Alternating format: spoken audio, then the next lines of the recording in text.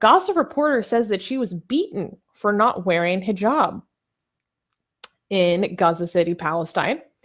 Rewa Murshid, a Palestinian reporter, was recently beaten with branches for not wearing a hijab by a member of the Hamas-run border patrol in Gaza. The Islamic militant group, Hamas, has promised an apology and said that it would punish the man. The incident highlighted Hamas's occasional brutal treatment of both reporters and women in Gaza. On April 25th, Rewa was filming at a privately owned farm near the heavily guarded Gaza frontier when two members of a Hamas-run border patrol approached and asked them to identify themselves. An argument broke out, and one of them cut a branch off a tree and hit her. A statement was issued by the Palestinian Journalists Union condemning the attack. The incident sparked debate on social media in which some took her side while others condemned her behavior. Wow. In 2020, the International Federation of Journalists reported 76 cases of media rights violations by Gaza security forces and 42 by Palestinian Authority security forces in the Israeli-occupied West Bank. Mershid was moved by the supportive messages she received on social media, but she says that she no longer feels safe in Gaza. Yeah, Gaza is crazy. Gaza is a lot more radical than the West Bank. Yeah, it's not safe for women to be there. You know, I know like a lot of people feel like if they want to defend human rights in Gaza and, you know, call out any crimes they want to highlight by Israeli forces and stuff, they have such a black and white view on this that they completely want to dismiss how radical and how religious and how conservative the Palestinian community is, and they feel like some of the most conservative in the world. Yes, it's crazy. Like the average Palestinian view is really bad compared to even other Muslim Islamic countries, right? And it's really bad because a lot of leftists think that highlighting that and mentioning that is betraying their taking the side of Palestine versus Israel. Like everything is so black and white with them. Like you could do both, you know? Yeah. You could. You can say that these people are being abused, but we also don't appreciate the fact that they have some of the highest numbers of the populations of Muslim populations, period, supporting the execution of gay people. Hey guys, if you're a fan of blasphemy and sexy Kali, you know, like me, then that means that you probably want more blasphemous art. Well, I have good news for you. If you subscribe to our newsletter, link in the description below, then you get a free booklet of some of the tastiest blasphemous art available today. So, if you want some of this delicious blasphemy, and we're so generous that we update it for you guys weekly for free, all you have to do is sign up for our newsletter below. You can also go to blasphemousart.com/ebook. That's blasphemousart.com/ebook. Sign up with your email, and you get free gifts of this tasty blasphemy. What could be better? So make sure you sign up. Link below. Yeah, and ex-Muslims, for example. Like it's hard to get this much popular support for some of the worst Sharia-based laws in Islam. Like it's hard to get the numbers like that even in countries like Saudi Arabia, Egypt. Like, Palestinians have on so many of these numbers, they top everybody, right? So it's really horrible. The views that average Palestinians have on women, on gay rights, on apostates, on blasphemy is really, really bad. And it's and you could still say like, hey, Israel, maybe they did this here. And also when it comes to Israel, also it's not black and white, right? But you could say like, oh, what Israel did here is horrible without denying stuff like this, right? But again, people are so binary that they have to pick a side and they become blind to the problems. Again, one thing you can see in the West Bank compared to Gaza is that there seems to be a lot more growth. I'm hoping, maybe I'm being again too optimistic, when it comes to activism that is beyond just anti-Israeli activism. You know what I mean? Like activism in the West Bank when it comes to economy, women rights, free speech, stuff like that. Like there seems to be some more development of institutions that is working on making Palestinian lives better rather than just blaming Israel for all their problems, right? In Gaza, I don't know. I mean, Gaza is under Hamas, so at least the West Bank is under Fatah. I mean, they're still horrible. I mean, they're all horrible, but Hamas is like a completely different animal compared to the Fatah. But yeah, let me see what the live chat is saying about this.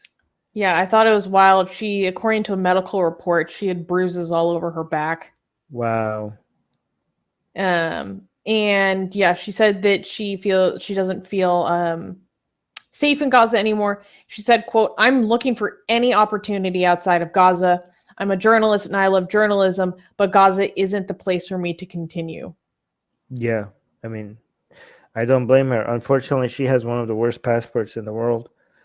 So it's going to be hard for her to leave. Well, and also, there was the recently passed, basically bringing male guardianship rules into the area, and then after outrage, they say that they're going to amend these rules, but that's not entirely clear. So, male guardianship may or may not be coming to the region. And there was some analysts say that it may be because they want to inhibit women from gaining economic opportunities outside of the area in places like, for example, Israel. You know, the entire solution to this is the same solution to Pakistan, which is one state solution, right? So Pakistan will only get solved if it falls apart and India comes and reclaims it, right? Jesus. And Gaza and the West Bank also will only get solved if Israel fails to become a Jewish state and they stop treating Arabs like second-class citizens, and it becomes one country for Jews and Arabs with one law for everyone and equal rights for everyone. And I thought you were a Zionist. I am a Zionist. I say this as a Zionist. Okay. Yeah, a Zionist. I'm a Zionist based on the definition of Zionism. That means Israel should be a country. That doesn't mean it has to be an ethno state. No, I was just thinking about how some people say that arguing for a one-state solution is actually anti-Semitic. They actually argue that because it would saying people the minority and at risk. No, saying that a one-state solution is anti-Semitic is anti-Semitic because it's suggesting that Jewish people can't live with Arabs, and that is anti-Semitic. So, right? Yeah, well, it was more about demographic imbalance. Uno reverse card. I did that on you. No, hey, I'm not saying it's my argument. It's just something I've heard. No, I'm just. By the way, this is going to be inevitable at some point. It's not going to. But I'm people are like, "What are we going to do? What are we going to do?" Or you're not going to do anything. This is going to be forced on Israel. What are you going to do? There's more Arabs between the Mediterranean Sea and the Jordan River. Right now, there's more Arabs right now than Jews. You cannot, and the status quo. I know people want to keep the status quo going for forever. It's impossible. At some point, you cannot have this current situation lasting forever, right? The two-state solution has become impossible thanks to Netanyahu.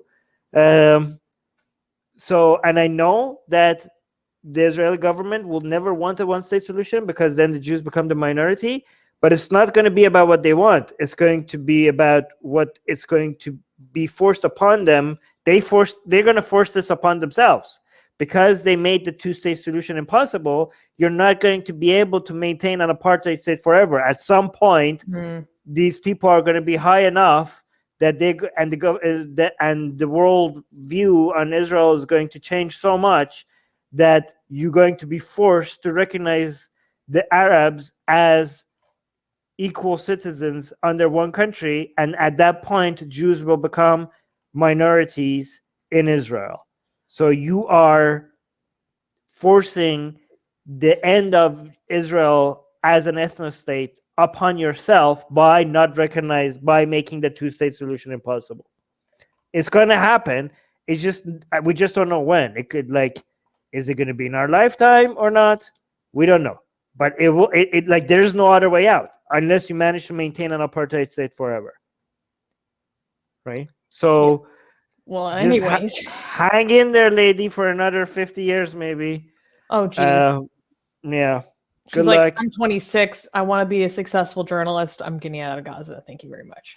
Yeah, guys, if you want to reach out to her, see what you could do for her. Just look up her name, and link in the articles in the description as always. Anything in the live chat that you want to highlight? No, Narumi thinks that India and Pakistan should collapse into ethno-states for prosperity, and I think that's insane. No. So anyways. Wow. That's what's going on in the live chat. I'm going to move on. Wait, let me prepare the last art.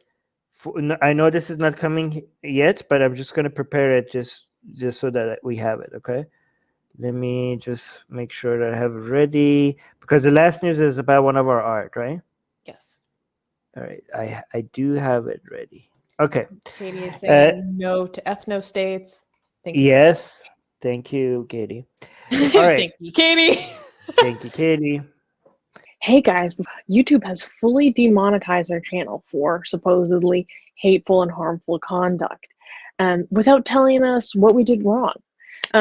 If we get to 1,000 patrons, we will be able to keep paying all our team, our editors, our artists without ever having to worry about monetization again, which would be amazing. Yay! So please support Atheist Republic on Patreon.